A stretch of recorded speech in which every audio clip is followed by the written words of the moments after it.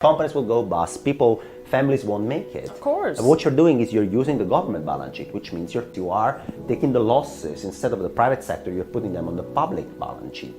So that sort of is a band-aid. It helps to survive in the short term, but the government can't print electricity. The government can't print gas.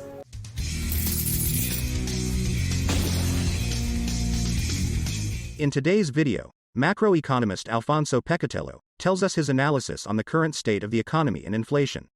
According to Alfonso, with their monetary policy, the Fed is not able to affect the most sticky parts of the economy yet, and he believes core services and rent of shelter will be the last to be quelled.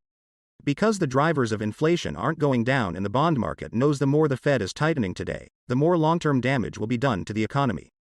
Before listening to him, please ensure to smash the like button and subscribe to the channel. Let's dive into his last interview now. CPI coming out red hot, inflation showing right now no signs of slowing down. So the question that I'm going to be posing to you is what's next for the Fed? A few weeks ago when we spoke saying, do you think they'll be successful in slowing down inflation? You said it's too early to tell. Yeah. So you were right. Yeah, indeed. So before I answer about what the Fed is going to do, just a quick analysis on the inflation number today. So you see that commodities, gasoline prices are going down, and this is reflected in certain components of the inflationary basket, but the sticky stuff is going up. It's not showing any sign of deceleration. And I'm talking about core services. I'm talking about rent of shelter, right?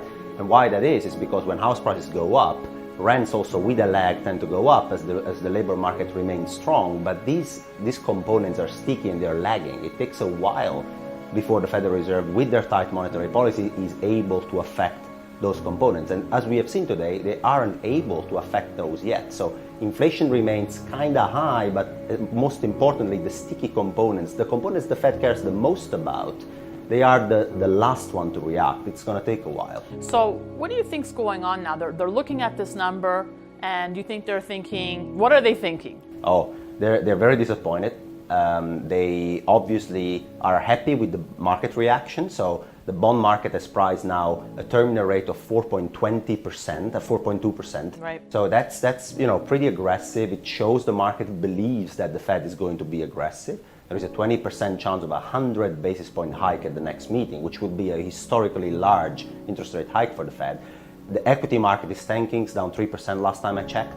So they are happy about, I think, what the market is interpreting their next reaction is going to be. They can't be happy about the underlying drivers. They see that the sticky Right. part of inflation isn't going down. I also want to mention the yield on the 10-year surging 7 basis points, the 2-year soaring 17 points. I know the last time we spoke, you like bonds. Are you sticking to that? Yeah, I think it's you indicated two parts of the curve that are moving very differently, right? I mean, the front end, the 2-year bond yields, these ones simply can't stop going up until inflation actually slows down, because the Federal Reserve will just be forced basically to hike more and more until they break the inflation back or they break something else in financial markets. We'll figure out what they're able to do first. But the back end of the bond market instead is trying to follow the front end, but not as good as it is in front end in terms of yield rises. The curve is flattening, it's inverting further, which shows that the bond market knows that the more the Fed is tight today, the more long-term damage is going to do to the economy. So what they're trying to do here is there are a lot of components in inflationary pressures that they can't affect. That's energy prices, that's supply bottlenecks. The Fed and ECB can't do anything about that. What they can do is more than offset on the demand side. So they can really kill and choke the private sector until they achieve their objective. They're not happy about that, but they'll have to do that. And how do they do that?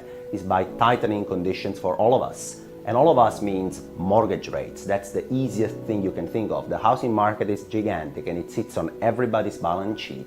And by making mortgage rates higher and higher, they basically choke the access to the credit for who's trying to get a mortgage today. And it's not, I think, surprising that US housing prices are starting to cool off. And for the first time in 18 months, US houses are getting sold below asking prices, which is the first signal that when you put something for sale, actually, you can't expect a very strong demand because mortgage rates, the access to credit is becoming really tight. And in markets that are more leveraged in the housing sector, Canada, Australia, you start to see monthly house prices dropping by 1% a month, which if you annualize means 10 to 12% drop in a year.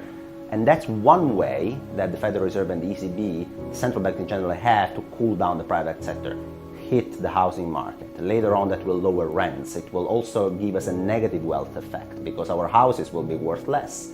We will be spending less. They're trying to choke the private sector until they win the inflation battle. What are your thoughts on the US dollar? We've seen the brakes placed a bit on the dollar. Yeah. It doesn't have the same trajectory as it did. Was this purposely done, do you believe? No, I think it was a bit of a market settling. I mean, after the dollar has basically gone up 20% in a year, I think it's okay to take some profits here and there. That's what most investors must have thought. But if you think on a longer term perspective, what's going on here is that the Federal Reserve is trying to make hoarding dollars more rewarding. We discussed about that in one of our previous interviews. Right. But if you think of asset classes that are priced in dollars, so you think about gold or house prices or the stock market, right? If you focus on the denominator, so the dollar itself, what the Federal Reserve is doing by raising interest rates and putting real interest rates into positive territory back again, is it's making owning the dollar, hoarding them, more rewarding than it was a year ago, which means all asset classes priced in this dollar, in this denominator, have a hard time rallying because the denominator itself is getting more reward. Gold should really be rallying here, but as you said, this is really the reason? Yeah, I think, gold is priced in dollar. It's the typical asset that it doesn't produce cash flows. It maintains its purchasing power over time. That's the design of the asset class, right? To protect the purchasing power in the long term. But it's priced in dollar. The denominator is getting temporarily stronger, and that affects gold in the short term.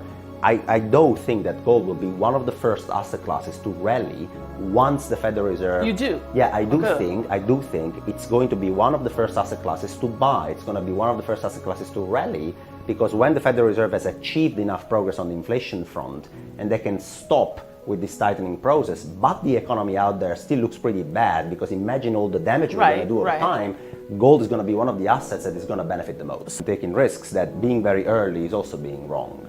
So what my assessment has to be here is look at the time horizon ahead of us and try to protect our purchasing power and our capital as best as we can over the next 3 to 6 months. When we have more signs that the Federal Reserve and the ECB are winning their inflation battle, then it's going to be time to reload on certain assets, and gold is going to be one of the first I'm going to be looking for. Another report saying, no, we're basically, Europe will be buckling at its knees here this winter. Where do you see things going here? Yeah, so the article was named The Long War, the Macro Compass article, because I don't think it's something we're going to sort out in Europe in this winter. So let's discuss the short term first. So Putin's strategy is very clear. He's trying to basically make sure that there is no gas reaching Europe at all this winter. And so when it comes to is Europe going to make it or not through winter when it comes to energy availability, there are two components to consider. The first is the stock of gas that Europe has been able to accumulate so far, and that's looking pretty good because Europe, of course, knows that Putin isn't going to deliver, so they try to get gas, very expensive energy sources, from elsewhere to increase their stock ahead of winter. The problem is that you start with a stock, but you're going to be using it. You're going to be dwindling the stock over time in winter as you use energy to heat, etc., etc. So the flow is another thing, and the flow depends on Russia. Russia isn't going to deliver any, and the flow depends on the weather. And that's the interesting thing, because if the winter is going to be very cold, then you're going to be using more energy, and so the stock will go down fast. There is no flow, you're going to have a problem. Now, if I make a rational assessment and look at all possible scenarios out there, I think Europe will just make it through winter. Now, is that good? No, it isn't. It's pretty bad. We're talking about a developed economy that will just make it through winter with their energy. That's not looking great. That's the short term. When I say Europe is gonna make it, it means there's gonna be enough energy in my base case to avoid wide shutdowns of economies, right? Okay, that's one thing. What about the hit? What about the cost of that? And that cost I estimate being in the 7 to 10% of GDP. It's very, very large. We're talking about a financial crisis, basically, in terms of size. And who gets that hit is the private sector. That's what we knew until 2 weeks ago, where basically energy bills were going through the roof. And as you say, salaries weren't increasing at the same pace. So, things don't square. Governments decided to stop the bleeding, partially protect the private sector by taking some of the hit. So you've seen that in the UK with a wide announcement that the energy bill isn't going to be higher than 2,000 a month. So they're trying to cap basically energy prices for the private sector. But Daniela, this is basically using the government balance sheet to protect the private sector, which is a sort of a survival bias from governments, because they want to kick the can down the road, and Right. they cannot transfer the full bill to the private sector. Otherwise, right. companies will go bust, families won't make it. Of course. And what you're doing is you're using the government balance sheet, which means you're printing more euros, you're printing more sterlings, you are taking the losses instead of the private sector, you're putting them on the public balance sheet. So that sort of is a band-aid. It helps to survive in the short term, but the government can't print electricity, the government can't print gas. So that's why the title of the article was The Long War, because this is not going to be sorted out in the Right, winter or not. right, And right. that part, the long war, deserves more attention.